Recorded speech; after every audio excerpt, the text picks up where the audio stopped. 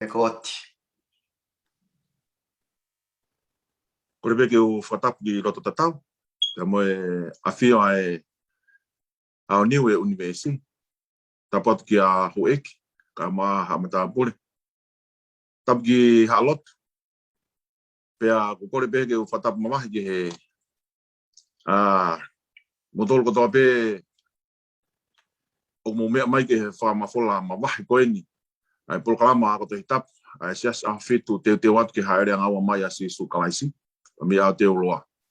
Patawangan be tau inasta tau be he kres pa me alofa tua I he hoan I he amanake tau wako ai nei folfola. Koe watu e talitali lei ki he lau maari ko tau be o mea mai he ngaluope ki he ako folfola o e fiaf koe. Pea fie whahoko atu be ai ongo tangata tena whahoko e tau ako le soni he hoan talitali lei ki a e has mikaere ko e tātaki o peno osi. Pe foke a toke tā pentupo fukufuku. Pea mau whewkau Samson Lol. Mau tolu te mauhanga o atu e tau atu te hitapu I he hoan. Pea koe whatawang e bea o ku toka maaria e whitu ko tonga pe kai lama ke hapa tu kai ai pōpua ke hoa koin. Tu pe mua ke tau kamata ake be halot. Pea ka hiri ea te tau toki hoko atu. Ke tau lotu. E o tua mau whamuoni ko tonga pe eki koe efu ki mau tolu. Kai ke mau malama ha mea. Kai wharewa ko ke ho mai ho lau maari e maanoni. Koe aku mau ki tau fihe. Ka mau kore malohi a whiona eki. Whamore mori. Tuku ke rea mai e te mau tolu I he hoa koen. Tuka tā pentu bofu fuka. Ka maa e hasi mikaere. Pea mau ke tuke whaho ata tuai. Ai ako wholofola hoa koen. Pea tuku pia ke lang be a whiona. Eki mau manatua ki nau tolu e kau whanongo. Me kau mamata mai he ope. Patawang pe eki ke hoko ya koe o wholofolai hoa koini koe koto tā puaki. O na siwa e amanaki ak na tolu kotoa beo ku mea mai ke polokalama koini eki. Kai tuke mau tānak, ke mau kai bea moin, e whakoloa e a whiona pe miho o wholofola. Kai tā pukina kotoa ki mau tolu e ho wan. Mau kore ni a kalaisi koe alo, ka kuhu mau whamo ui. Amen.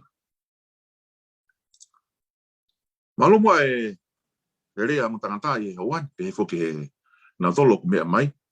Uta hoa mai fuki hene ki he resoni hono ni mapa koe, resoni hono ni mapa koe, whanau e tala o wha. Uilo ku tai whi whanongo mai ai tonga taha kotoa pēki ai. Kai ki mua ke tau wau ki ai. Tupe mua ke watu e whangamari e koni ke te koe pēni pe toki whaasmai e has. Iai nai ha mea I he resoni koe au wike ko osi. Na ake oku ke whie mau ke wahe pe whakamamafa. Ha resoni mahu inga. O ke loto ke wahe wa mo ke tau tolu e hoan. Malo peni.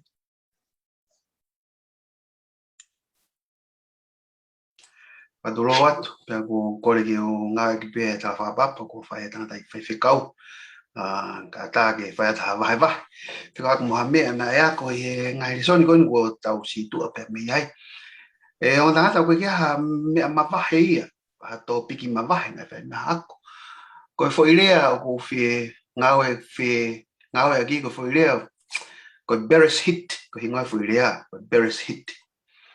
I hono liliu whakapalangi e whoirea koe in the beginning. Koe whoirea bene wholofolae. Koe in the beginning. Koe Beres hit. Koe toi liliu pe taha e Beres hit. Koe kovinani te afi. Covenant of fire.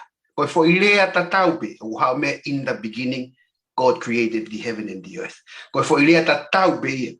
O liliu koe covenant of fire. Aia ke te auea koe teknolosia hai o tua ki he tangata. Ai teknolosia koe kovinanite, koe teknolosia pe nia pe me kamatanga, pe me whakatupu. Pa koe ngahi mea koe nai whakatupu he whakatupu. O ku malu I agia ai kovinanite. Koe tapu e sahapate, o ku malu I agia kovinanite. Koe whakaapa o natula, o ku malu I agia kovinanite. Koe molu malu, mo e topu tapu e nofo mari, o ku malu I agia kovinanite. Pako toki hau, toki tau, toki talanoa, toki mui, ki ngahi kovinanite, monoa, pata hau ai kia e palham. Kana os iai pe kovinanite ia, ihe whakatupupe. Pea koe mea ia, o ko umahu inga iai, ihe re sori koe. O koe koe toki kamata me peki mui. me he whakatupupe. Ko raki lea peo senesi. In the beginning, Bereshit. O toi liu pe moia. Covenant of fire. Pako covenant of fire ko ni senes vai tanima. Tatau tanoa kia i e kuosi. Ko le tatau pe. Ko mea ko mahuinga ia he kovenanite. Malo pito. Malo pito tota pinfufu. Malo mo omi mahino. Tako e kovenanite ia ko mea pe mi kamatanga. Pege ke hoko mai whainga tangata ia. Osi ia i pea e o tua. E has kata mo fe vai mai mo ko ha mea mahuinga po hale soni mahuinga pe fe vai mai pa mo ko ikfanongo. Ere soni o wiki kuosi. Malo whakao wakore mo ke u whamalumalo pehe tala whakatapu. Na tāwe mo ke whenga maari ko ni ki lawe atu peka ngai mea neu wako. Te o tō pia mana tū me ngai le soni koni ko tā wako pia mea e. O ku nowhai ku whakakaukau talo e tā wako mai le soni I lawe I mahe le soni ula ki mahalo ngai whakawa ne kai ne whakai ki ka ne. O mai no I pe ko hiki malawa ke tau sio atu ki he le soni whakaluku fua. Ana me a he one am no for whakakaukau. Kulo aki ai malawa koe ai otua ke fuakawa mo tangata. Mea I whoke tau toluia. E lawe e motu ani ai tounga otua. Koe otua ia ngai otua. Koe tou ia ngai tu. Kai malawa ke fuakawa ya moe tōtahaya o kui kai ke ofi hake ke tuma koia. He ko whainga fuakawa fuko ia o kua hamalo fia o pitoi. Koe lahi kai fuakawa e tangata aia. O ko waha ia tui pe mo tui. Koe no pere mo no pere. Aia au me nei koe tounga koe society. O ko fua pe mea e fuakawa. O ko hamalo fia fukanga ne ulawa kia ni na ia. He ko mahina ke tōtahaya ko o ko maalunga. Tene fua ia kanonga tāmaki koe fuakawa. Kapao e fuakawa mo hatahaya o maulawa. Ko mea no fai ko whakaukau ka malama pe hanga ko te vita mo sona tane ko malama pe ko konga ka hono wa no fai ko whakaukau he ko ke ngata pe tangata ke ngata pe tangata ko da mai ka te tole e loma wa hinima ko ka kai whatupu fili ta to ga si ho ka o kai malama tangata ko ke malama ya hoko fu whakaukau ha tangata ke to atu ke whau ha fu kovinanite ke ko fu whakawa mo hato ta o ko fihia ka malama ka kihe o tua o malawai. Nene ka tama po solo ko paula de situ. O tai malawai ka ngata ni fa ngau ko ya. Ko ngata pe o tua ai ko hanga e fuakawa mo natura fuakawa ka hulu mai. A e loto ko ene ofa e fa hinga ka. Ma ko ki ko ngape ko fila ba tai e fa ka mala. Amen. Malo bito ko tangat mo o mia pa ko tau whakaukawa ki he foi keres ya o tua mo ne ofa. Tau me whakeni ke resoni kone o wikeni o resoni hononima. Pea koe ule tau resoni o pehe, koe whanau o e tala ofa. Pea ko hulu e vesi te whitogo e mati ua walu, o me vesi ua noa. Ai au pehe, pea wakai o ko ia teki mo tolu maua I pe o hao ki he ngata anga o mamani. Wholofola whakani a si isu. Ka koe ki whai tala noa ko whi ome ake tau tala teu, koe tamai mohono o whiwhine na nao whai na kau tahi. Pena kakao koe ni pea ave ki nau hei au na mama he wahi. Pea koe ui mai koe ni tamai ke ki ofi whine koe ni. Kakao pe pea ke he la ia pea ke te pea fo hake pe. Te ke lama pe koe o pehe ia aho kakato. Ka teu alu ki uta o mahi kau tokoni. Pea ale tamai koe ni o mahi kau tokoni o nau hau koe ni. Whai hono kumi ai ofi whine koe ni. Nei toki lama osi ha hoa e wha. Tu e fu matanga pea mei tahi hono kumi koe ni. Pena toki mau e ofe fine koe. Mau na tole ofe fine koe nia kuma mau me whetu koe nana iai. Ka ui kai kene li fia ia koe kene tairiri. Pea tu koe ne fukakai pa mwe tairiri pa kai mea ho. Taimina na o mai ai ofe fine koe ni. Kai ke li fia pe te te. Koe mea pena ni talange ofe fine koe ni. Na talamai pe e kutamai kia te au. Te ulanga pia mea te fohake pe mo kakakakau pe ihe aho kakato. Ka aku alo o mai tokoni. Tene toe hau pe ke ave au. Pea koe, aia koe mai whakakaukau mo inga he tau resoni he veste fito. Wakai o ko ia te motolu mauai pe o wau ki he ngata anga o mamai. Te tau lawe kai I he wikeni ki he ngai whakaukau. Koe hana o hinga ne lau kia te ia koe unga ang. O e palahame. Nei anga whewhe ngai whamiri o mamani ke whamonu ia e palahame. Koe hae lahi tahi he kotoa koe ia. O ngahi tala ofa fuakauna. Taku tawa mai ki he aho uloa ki. O whakaukau ko ni te motoki hanga vete mai ai whanau e tala ofa. Tau me whakaukau ko ni wakai o ko ia tek mo tolu ma wai pe o ko ngata anga maman pe tau kau kwai ka ko aho uaki o kono ka venga ko ho unga anga kata di mo a kata pentu poka ke ki vai mai ange ke tala ofa o tua kia e balahame sai malo ko tala pone wasi to ha sene si vai tani ma ves uaki aloi ki tolu ka te ulau pe ves uaki ba ku pe ono farea pe hiri nga me an na hawa folo asi hova kia e palame e me ha mai o pehe o na ke mana vahe e palame o unga anga au mo to tongi lahi au pito ko foi ko ngawe ki heni ko unga anga i he ngahi feitu ke he behe folo ko ka kai ke heia o na hanga o ai unga anga ki he otua ka i he vesi ko ni pe ko ne tu o taha pe ni ene asi e anga fa matala ile soni ko otua pe o refer pe otua ki ai ko unga anga sai ko vehu ien unga mi ha ko ha me fai me fa malu sai ko senes vai tani ma vesu loagi tu uia i loto he o tala no ala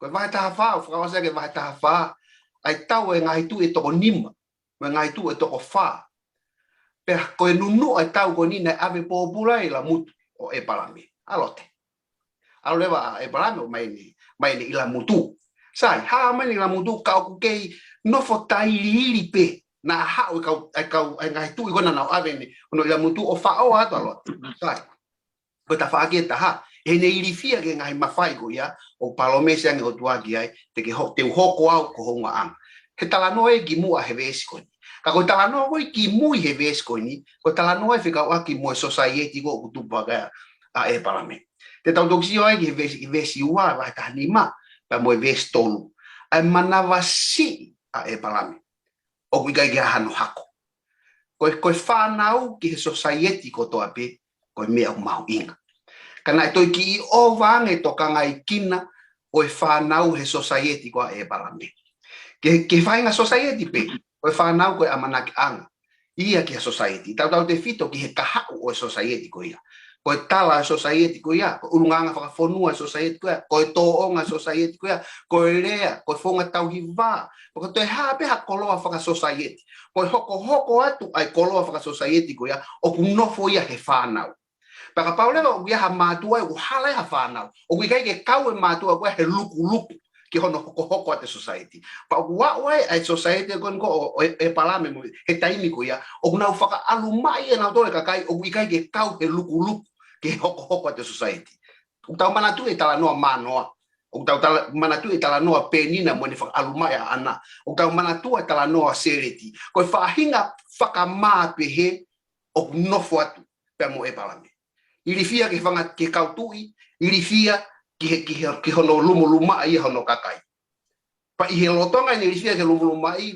ilifia ke fanga tui o ha mai o tua ke ai o pihange ke ai o na ke mana wahe e palame ko honga anga mo totongi lahi o pito o te ia me ngai me ke he i mui hen ka ko tui ka ko ala ke te wala tau ke me o hoka ke tanga ai ki reta ka ko ia be malo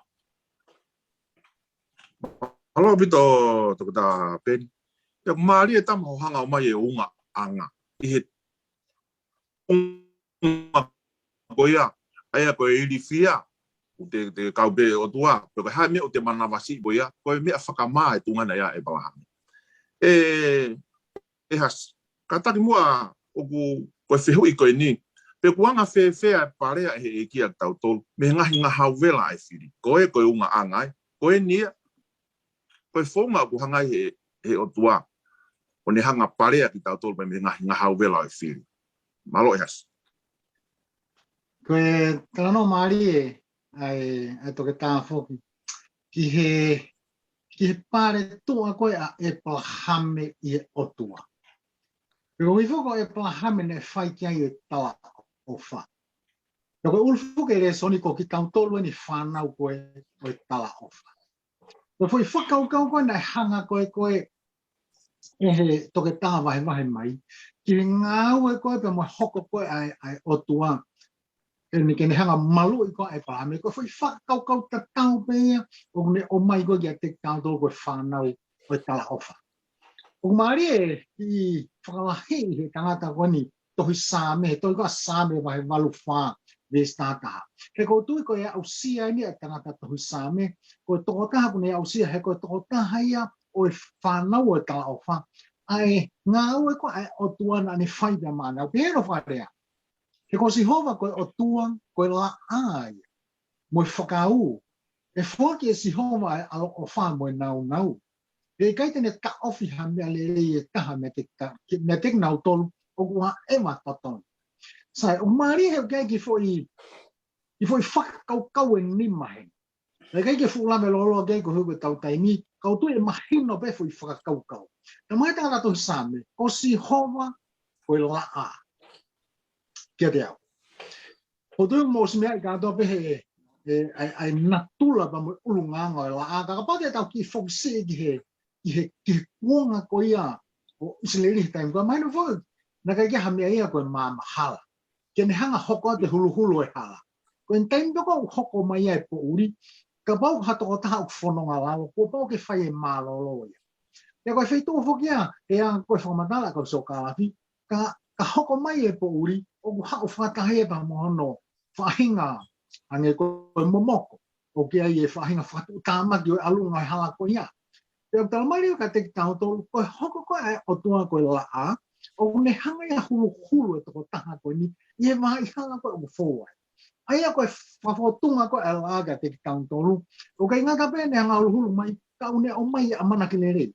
He ko tonga i hoko ko e po uri o te sio atu kita ki he maa mai koe aho, koe amana ki lere i e whanonga anga. Sai koe ke ngata pe e ne hoko koe laa, o tau mai ka te ki tangotolu, ko si hova, ko hoko whakau ia. Koe, maha koe whai rea ko ngawe koe whakapalangi koe whupā, koe sio, ke te hanga malui. Ai o te sio ke he whai whakakaukau. Koe aho, ko ne hoko koe e lao ni hanga tāke kina toko taha ko ni. Koe hoko koe ai po uri, o kuhanga rewa he toko taha ko ni whakahoa o tua, koe toko taha o ni hanga pare tu aia, mi he ngai whatu tāmaki ko tompe, o e whanong anga koe o whanong ai. I teke ngā taio tā mai ka te ki tāu tolu, e whaki e si homa ai ala ofa. Koe whireko ngā ke te whakapalangi koe kere si maha. Pe aku maari apu te whi whakakaukau ia, he koe tau sio koe ki he whakawa who'ou, o tōko e kere si o me mei ke uhinga ua ia. Urangi i pe koe ofa, i kai ke whiriwhiri manako koe ofa koe ki hano mātuunga.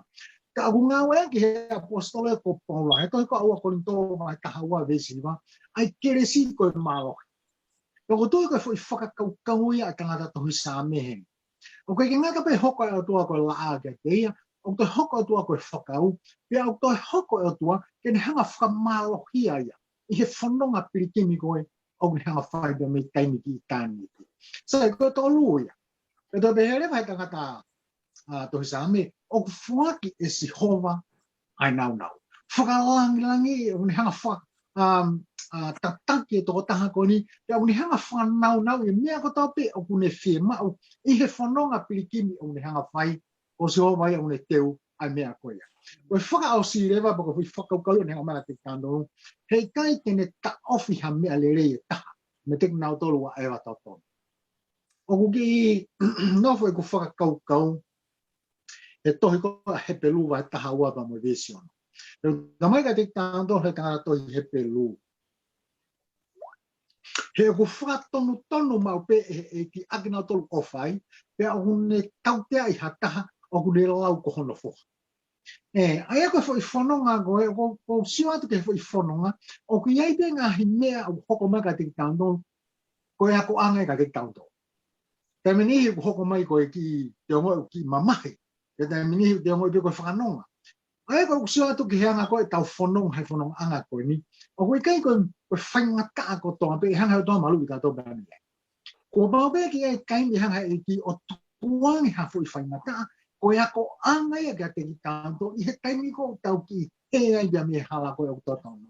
Ka ko tōi ka fo i whakakaukau, ko ia au sia a tangata tohi sāme, ko ia au sia ni a tōtaha, ko e whānau ia o tala ofa, i he kauhi ya mo ta taki o tua he fononga ni hanga fai ma ko ki konga bia ko fia langa kei e fai kau ma Amen.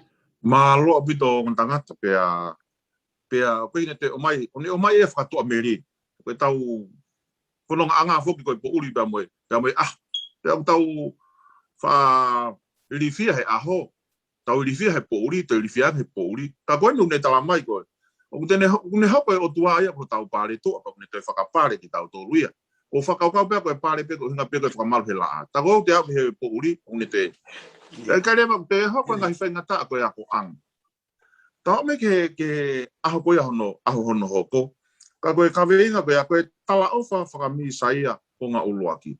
Ka taki mua pen, tala noa nge ki hako e palahame o ku hako ai koe a tāpuaki. Malo pito whaiwhikau, malo pito e tā whakatala noa. Koe tala noa koen ki hako e palahame o ku hako mia e tāpuaki. Nā kei ke tu o tahape.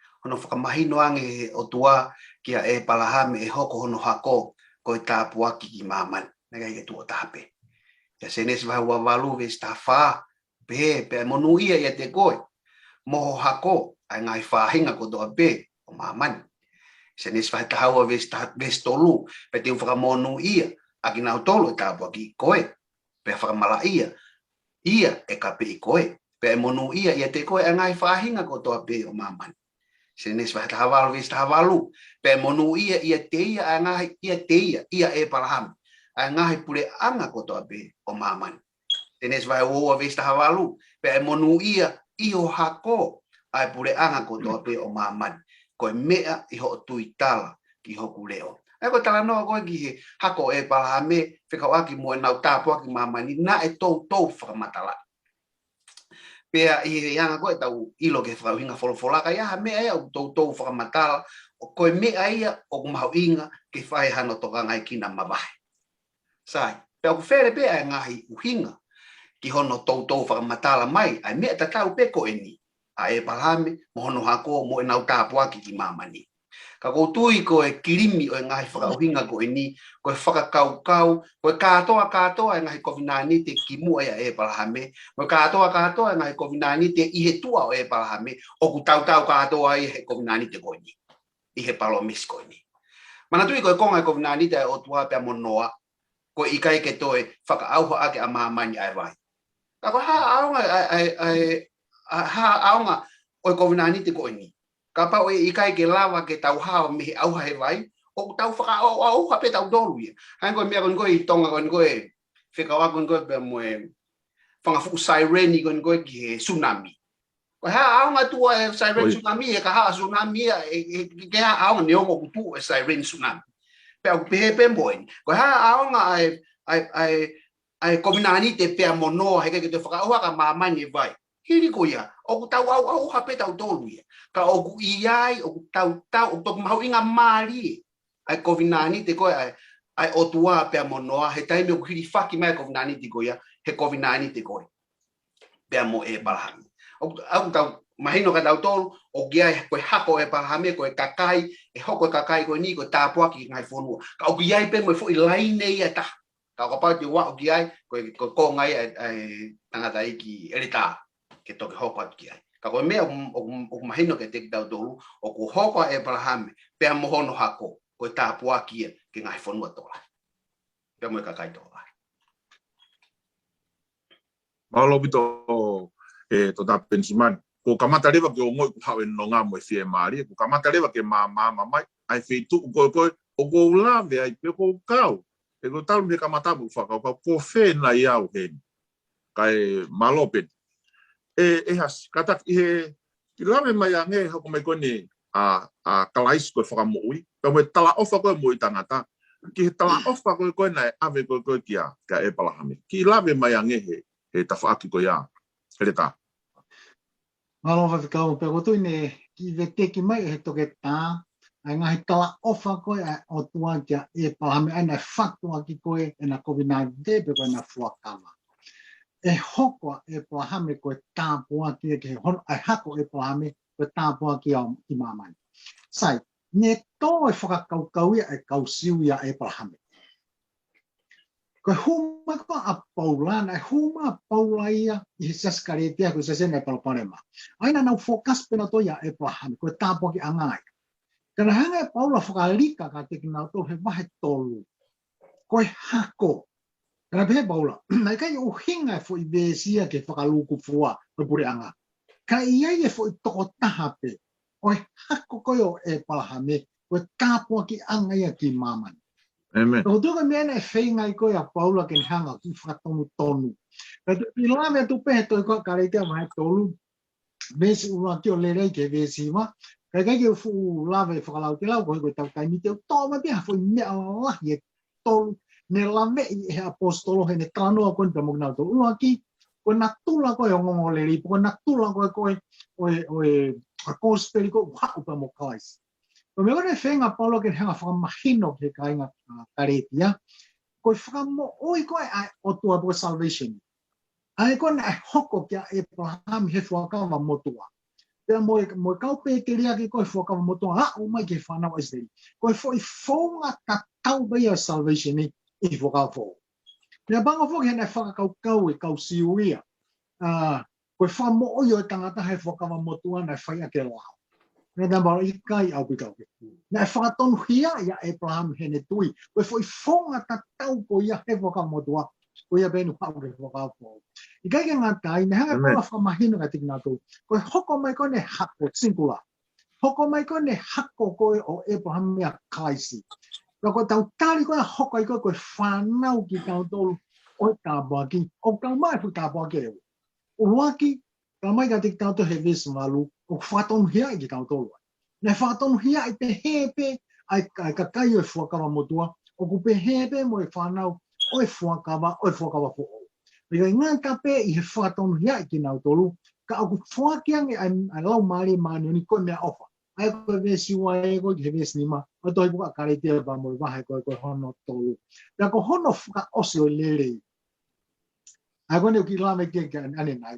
Koe whaunga koe o ku maa koe o kuna mao koe ai tāpua ki range pala te kina tolu o mao be fonga ta na mao ia Abraham he whakawa moto mo ka pe te ria ke he tui e tau te mao be fonga na tau pe I he tui ko mea ofaia a kaisi ko hako ia Abraham ko tāpua ki o mamani ko ma ko ki ko be ko la ke fe ka ma Amen. Malo abito o tanga te ki kamata ke te tālere yang e mafu te whakaukawa, kai whuke hatau konga I siu. Pe tamani wa hatau whamiri pa mo Abraham, ke tau hokotot, kai pamalo e whakamama koe ni kumuhanga whakahoko maheni. Ka tau hoka tumua ke he aho koe aho tūsite, ka taki mua ta pen, ki lave maange, veteki maange amanaki koe e karistiane, o kulave ki ai apostolo ko Paula, pe mosion. Ia ulak te solnai ka pa me tohi koe a whakaha, o kuna lave ki ai. Malopin. Ya, sai, favof, malopin te talanoa favof, tapi me kamata. Ko ha meu amanaki ya karistiane. O fere pe meu amanaki ya karistiane. O amanaki karistiane ya fiefia, o amanaki karistiane ya fie mari, o amanaki karistiane ya nonga, ya moi o kai ke puputu. O fere pe ka ngawe ke le soni. Ai talanoa fika ai whakakau ki he fiefia. O amanake karistiane ki he fiefia. Sai, vete ki pe whakakau. O ko tānoa e resoni ki tō taha ko tō masi palauni. O ko pehe, o ko lau he tō taha ko ni, tangata poto ni senturi taha ni ma. Ke tau mau ai fiefia mo ni. O fie mau e ke tau mawahi, ki ha feitu o mamau whao. Me feitu kong tau iai. Pea o pea ki hene whakotu o mai, o fie mau ke tau mawahi tau tolu, mea tau tolu. Ka tau toki mau ai fiefia o ko mo ni. Sai, koe neu ngau, o kia ngahi hai, o kia ngahi makatuunga whaka society, o kune hanga ea wha o kiloto ka tau tolu, ai mea ko nui ko koe fiefia mo ni. Koe hawa, ai ka kapate tau mawahi rewa, pia mihe mea ko kune wha o ke loto ka tau tolu fiefia mo ni, koe fiefia na ia pekai, hange koe ni. Koe society nung tau iai, koe lava mea ko hea ko o whai ai fiefia. Ka te kiro fiefia ko fiefia mo ni. ko e lava mea ko he ngā we, ma promotion ko he ngā we, o hawaii o te fie ai. Ko e au sia ko ha tau fo'ou, ha birthday, o te fie ai. Ka I kuna I te timi sporti, o ku te fie ai. O matu e maulera ko e o ko ke asleria ke he tānak tunga. Ko osbe mau tānak tunga, ko whakaongongolo ke family, pe ko pe te mau celebrate I fie ai, ai tānak tunga hea ko. Ko mau pe mai po a fe McDonald's, pa mau pe ako he ka whakapuna a foki tonga. Ka ko society ko ko utawi ai o si ai pe ai ngahi maka tuunga o me a ko fie pa ko ke tanto I lo pe ko fie ko tau fie ai ko fie mo onia pe ko fie ai ko hanga e society ko utawi ai o fa o piloto ke te tau to pa ko me u hinga ge ai ko ai tangata poto ko Thomas Palau ma va he tau to me ko ai ko ne hanga o mai ke te tau to me ko fie ke tau to sivi yangi pe ko fie ko tau mau ko fie ai pe ko fie pe ko nga ko tu ni tau tole society tau ai ko me e ke tau fie pa ko ma nga mari ai to ko la te son like vai fa esta fitu pe ko ki tau tolo mo ui motoe e to hake fakataha mo ki nau tolo I nga ao ke fakafetau laki ki eiki I he ata pe te tau I he eiki o tangata o hange pe ko hanga he society ko tau ai o la langa me ko fie I he taino tau I he eiki o ai pe fie I he eiki na tala no ka fe ka na he malanga I taino tau I ia si suai o ai fie ai pe ko fie ko fie ko tau ma ko tau society ka ko amana gelere yang ngain ko Kristiani ko fie ko ne kumi ko merino ko une kumi ko nonga ko une kumi ko kato nga hime ago ni o ke he taimini o ku ke ya ka fia e tau whakakau ge ko nga ko society ko no tau iai ka iai a te tau ie e ki ai ta ko fie ko e ki un misteri ka tik ko nonga ko e ki ko fie mari e ki e no fo ie le vai ie te tau to pe ko amanakia a Kristiani ki teo ko e be malo Malo bito pen ano fa ma ala mai ta fa ki ko ya pe mo ni la o tau no fe mama ni pe ko pe fa nga feitu mo no fa nga atakai una honga to na ki me ko ke fa e fia tu ke maulo tu ane nai be ta no pe to ta ene fa to mala ke ke fe mo ai ene li si chen ke ma si chen no sila ko hinga ne tala no ana e si hi fo e ahoni na e fo ke si chen ki he ni I pe la ven I ka tonga pone be me ko tu ko ni te whenga pe ta uni ke whenga e kusitsen. Mo ni ia, koe fia ia. Ka koe fia na u te mawahean, koe fia na ulau. Ka pau te mau ki ta sitsen o he wani ana una ke tala no mai ke. Malobi to pen. E has, oku aha koe ni o tala no mai e konga e tau reso ni. Ke whamatalai e toko taha koe ni ko opus taini. Ai tuunga maulalo, tuunga taihano takere whakalirif o e whaianga hara e tangata. O lave ki ai pe abu ai mo toko naki ai o tua kataki mo ka te ki lave mai ki whakaukau ko ni e as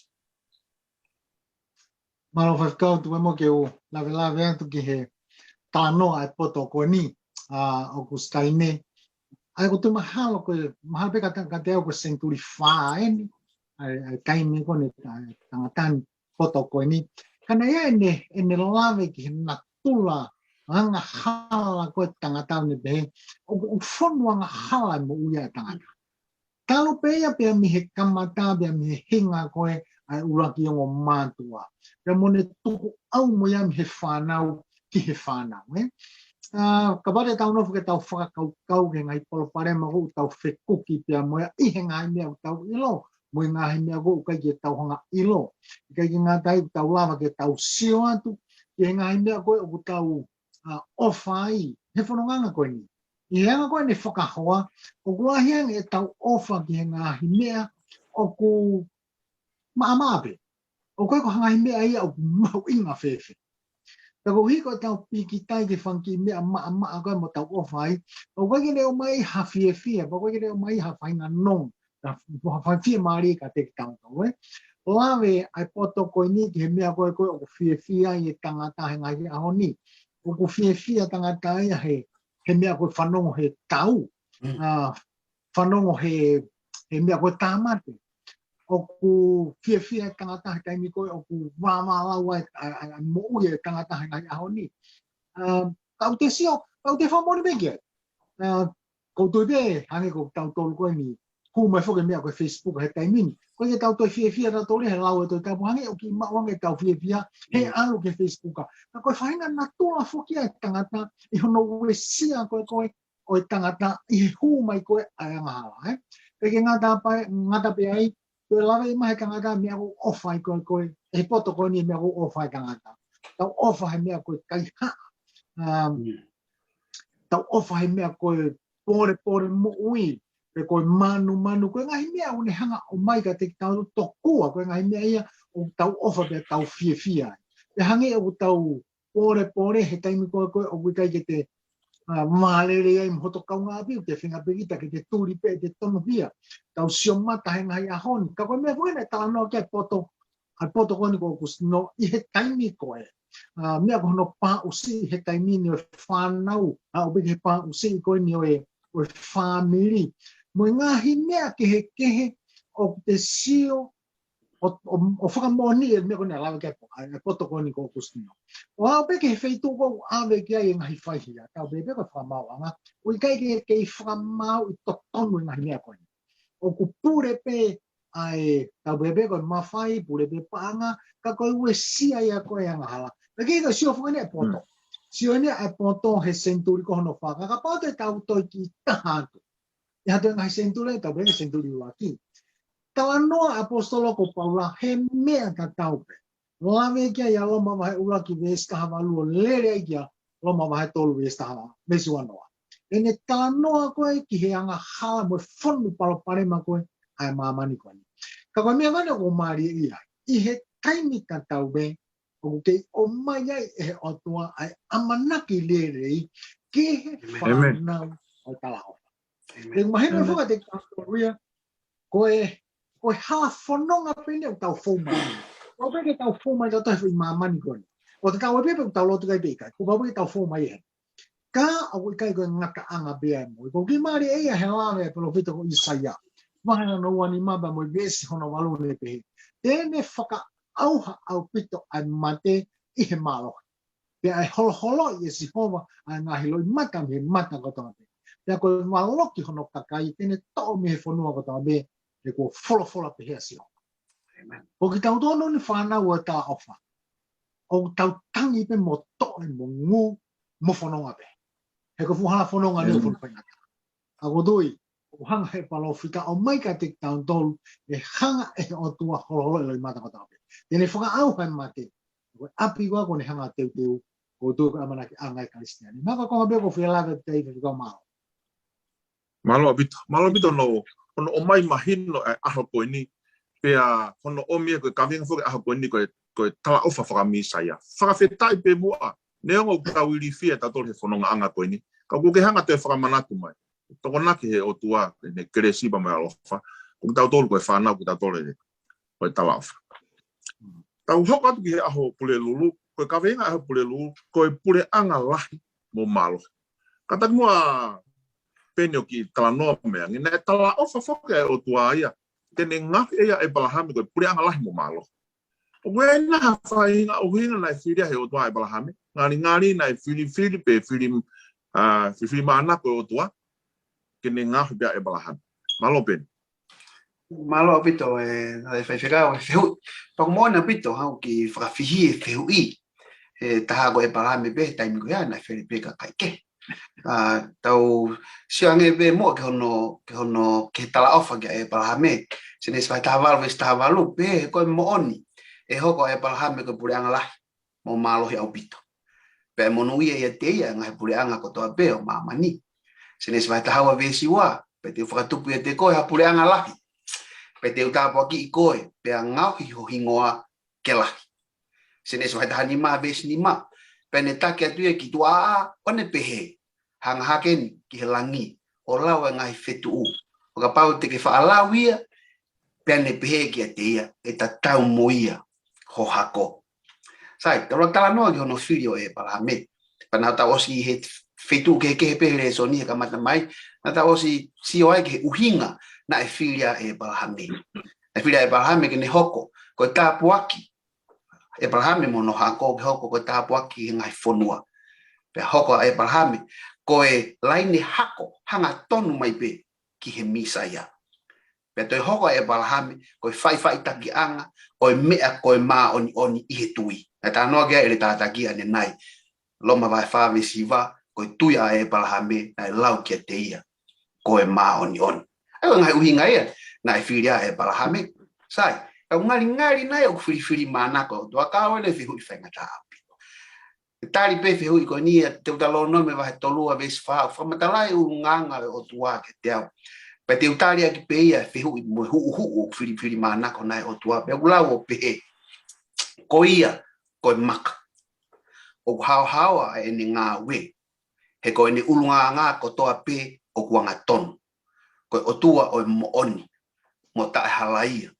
o kuanga ton mo ma oni ia o ga le ka o India kula pe ko lulu ko oke ko lulu ko oke ko ni uhinga kata area pe ta lulu ai pata lulu pa ke faka papau te o fai toton pe o kai ki ha me ke faka po ui he ko lulu mo ko oke o kai ke ngawe aki he te utalo no mai to lua vis fa ai oke ka un ngawe ke folia ko mak ai le ka pa te tau hanga ai fi wi be ai fili mana ko na o dua I ka ya bit ko fili o dua a e Abraham o ha ni fili ko wanga tonu ni fili o mo oni ni fili o ta halaia ni fili o ma oni ni fili ai o kai ki ya ha me ai hen ke tau pia na fili mana ko ai o dua o ku mak ai fili ai o dua sai ka tau ki si o nge ke tu unga o Abraham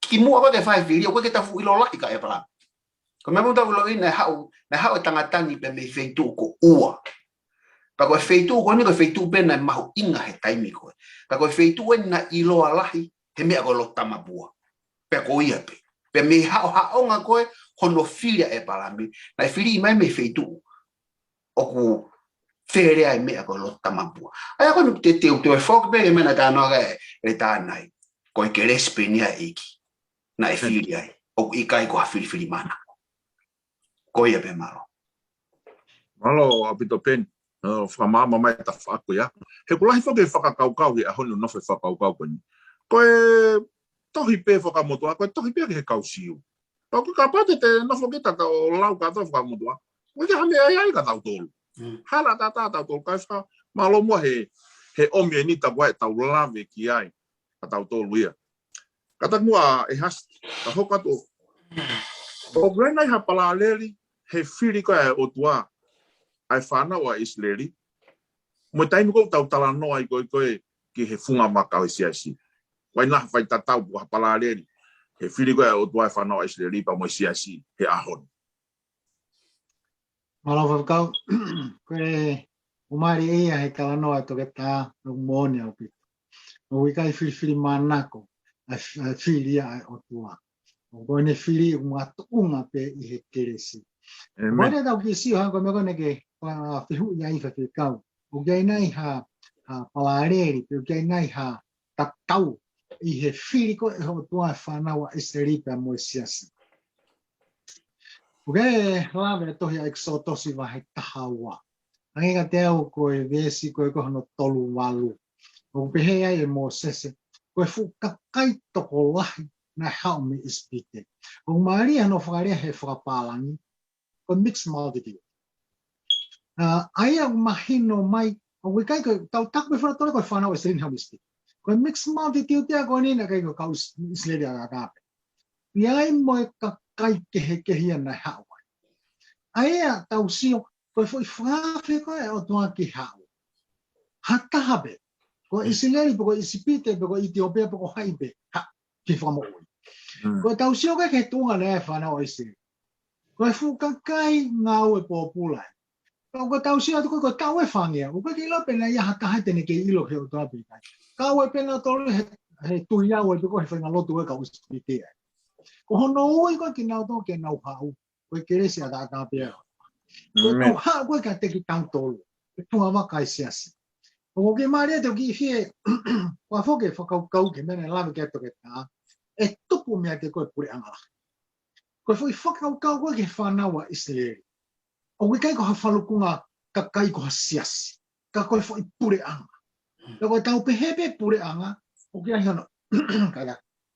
O ke ai hono ka kai, o ke ai hono tui, o ke ai hono pure anga, o ke ai pia mono lao. Sai koe tau hau koe ke hasiasi, koe foi whakau ta tau pe. Ka no ke au pita. Mahai wapea mehe pa mo vesi koe hono hiva. Ka hau ne quote ma e pita mahalo Exodus vai ka hiva vesni. Koe siasi koe foi pure anga, koe pure anga ia otua. O ke ai hono ka kai, o ke ai hono tui, o ke ai pia mono lao. Ka koe whiri koe nei whai e o toa ko maari ia. O ko pehe no wharea o vesi e. Ka koe ka kai ki mō tolu ko whiri e o toa, koe haa whai whikau back for owenia. Koe haa whai whikau ki mō tolu. Ko ka kai ko whakatāpui. Ko tataki mai ki mō tolu e o toa mi he whakapo uri ke ene māma whakaofo. Ke mō panongonongo ene ngahi ngāu e kawhakawha kua whai. Hangai koe lau ai wholafola. O gai foi mea lahi e tolu e whaiwhekau ko ki lawe no noa ko to peke. O laki, o na lawe e mai ko hai ki tauto. Sai ko hai ki tauto ta mai ka te ki tauto. Ko e ka kai ki tauto ko whiri. O ka alok whakaukau ki foi whiri. Ai o tuana ne whai. Ko foi tāno whataatana whai si. He toka matiu mo hei woua. Ka i o toa lau ke mea ka ko whiau peke vesi hiwa. Ai whiri koe ke o mai koe ke kātonga tāne. Ka koe vesi hiwa o pēno wharea. Mua tu he mga haiala. Whakawhi e kui mo heke mo hawhua. Hau ke katoa. Kai ke han mene lawe toke tāne nai ke keresi autu. Ha taha be une tali e whakawhi ha. Pe aku pehepe ki tau tō. Hono whiri koe e otua. Ai ka kai koe ke ne hanga. O whaua ki hono pureanga. Koe ne keresi. Ko hono ua. Ula ki e. Ko hono ua. Ai tōnga koe na tau iai.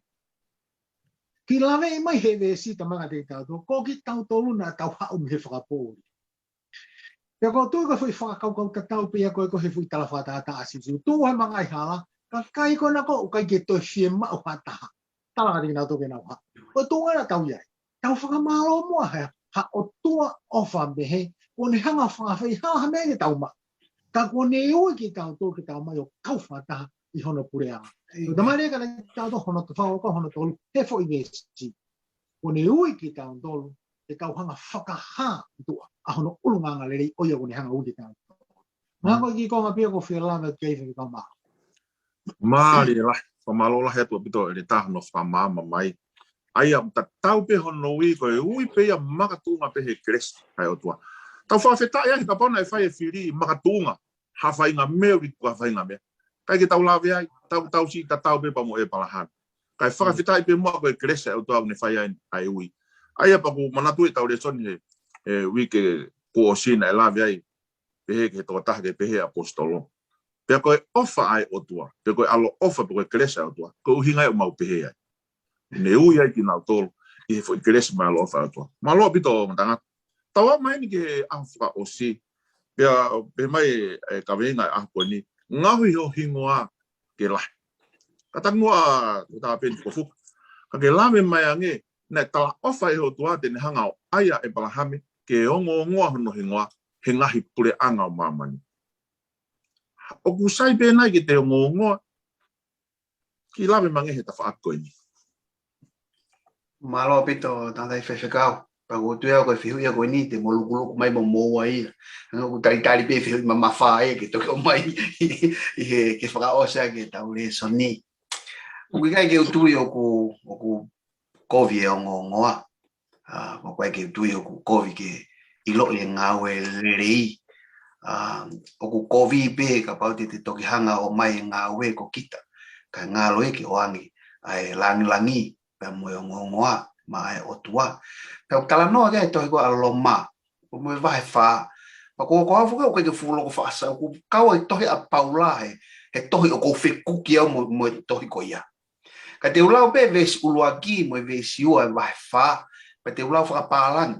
Ai ves ta tau pe ki mahino anga te au vai fa palani. O mo vai fa ves uluaki o pe he. Pe ka ko ia. Pe te tau pe he. Na mau ha he tau tamai ko e palahame i anga whakasino.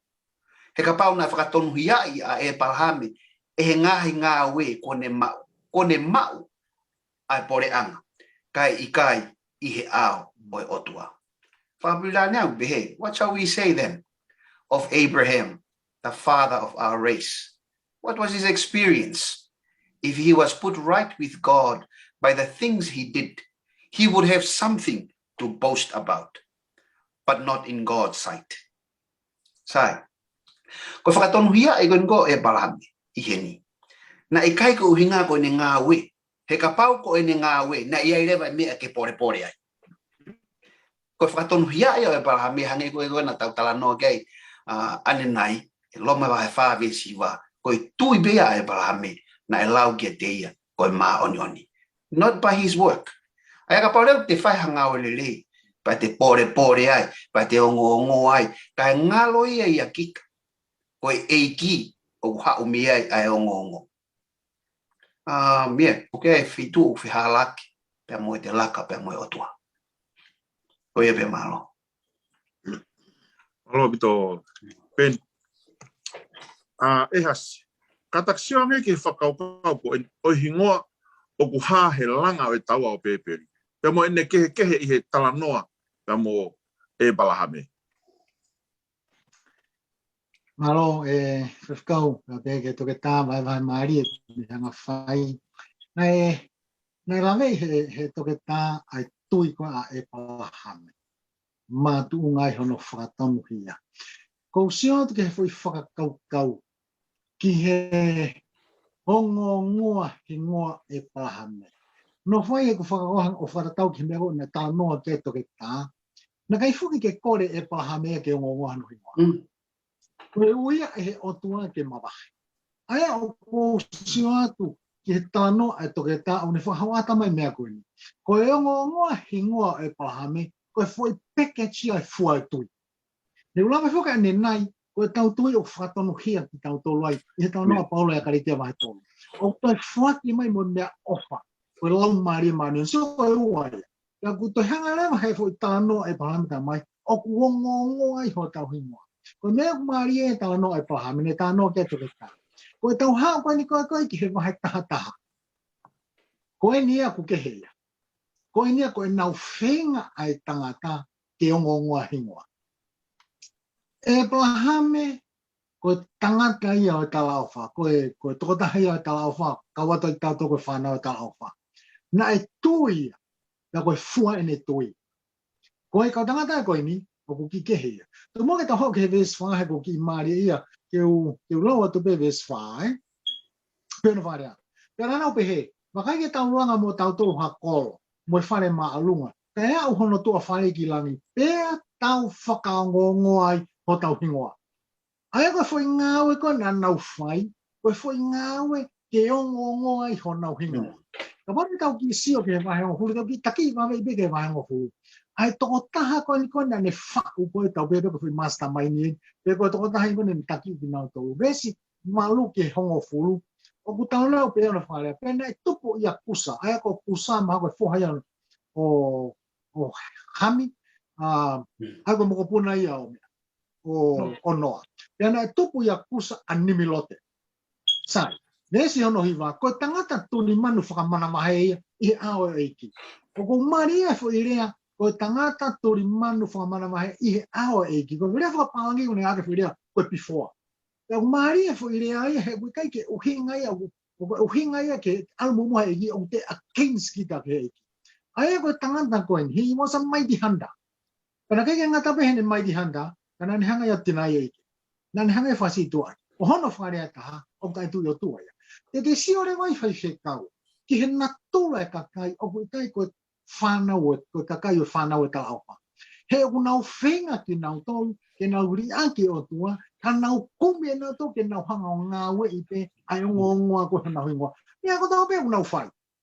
Ke nau whai pe ia ke ongoa i ho nau hingoa. Koe tau haa koe ke fwoi visone, te ke hanga whatonga i koe nau langa tauai. Ia ko maari au pito. Koe nau langa, ke nau wau ki langa. Aia ko ku sio he fwoi whakoanga bene wanga whakau. Koe hui whoke koe ke nau ke tui ki on tua. Pea mo mea koe na fofua I mai a tama mo imo kaua ka o peteri ake.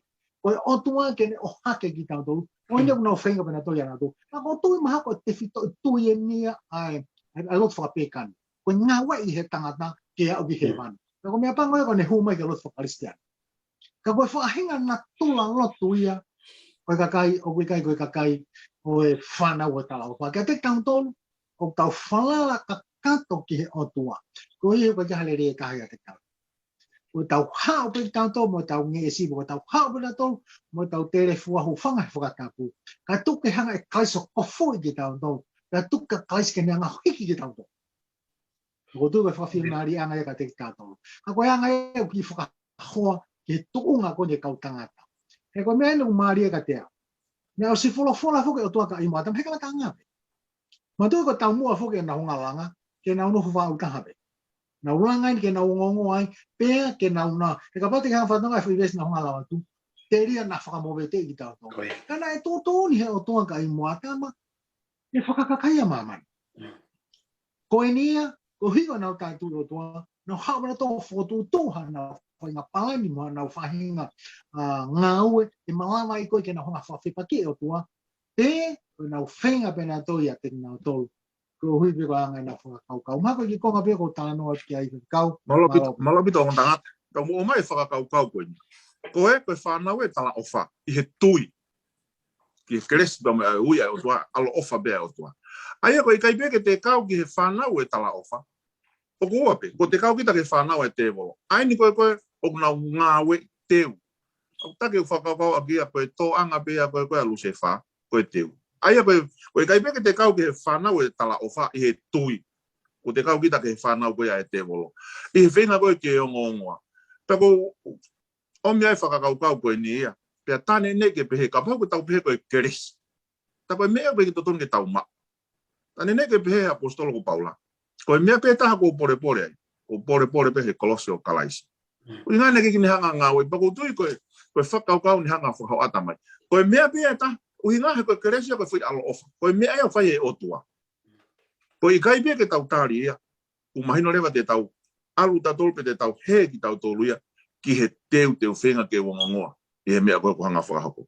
Malopi tau tangata po tau maini ki he konga whakaosi. Ki he mukataki o lawe mai tak minit peua, whamaapo opo mai tau re soni, ki mua ia pa te utoki lotu tuk, mak tau tō I hauan. Malopi tō e has, atu whaas mai peni. Malopi tāna I whaiwhekau, a te uminte ua pa mai re tātaki, ki me hanga o ngā ue aki kanu whamaapo opo re soni.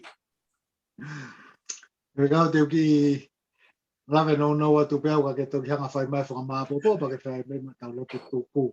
Ke novo pe ko whakakau he kawe ngā.